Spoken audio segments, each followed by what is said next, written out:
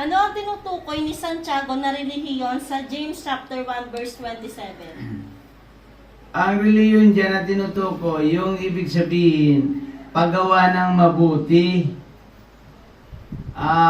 Ibig sabihin, ang tamang reliyon, the fruit of the Spirit is love, joy, peace, long-suffering, gentleness, goodness, meekness, is temperance, love. Yan ang ibig sabihin yan. Na ibig sabihin, ang tinutukoy na tamang reliyon ay ang nagtumutulong sa mga balo, sa mga babae.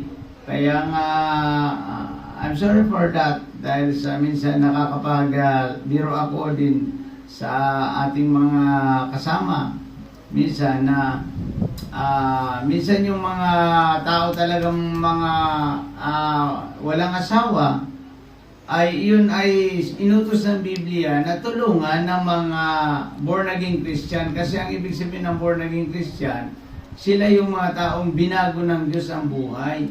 Kaya yung mga babae, kasi doon sa Israel, yung mga babaeng balo, halos wala nang makain nung panahon iyon.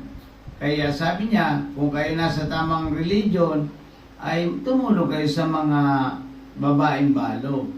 Katulad nga nung isang babaeng balo na bat-bat ng kahirapan na pinunta ni Elias, siya ay isang kaunti na lang ang kanyang arena para lutuin siya ng minasa niya. Sabi niya, pag nakatapos itong kumain kami, mamamatay na kami sapagkat wala na kayong kasunod. Pero ang ginawa ni Elias ay pinaluto sa kanya at pinagpala siya ng Panginoon hanggang sa sige sa juk niya doon sa banga ay malaging may laman. Iyan ang kapangyarihan ng Diyos. Kaya ibig sabihin, kung ikaw ay nasa tunay na religion, ay tumulong ka sa iyong kapwa.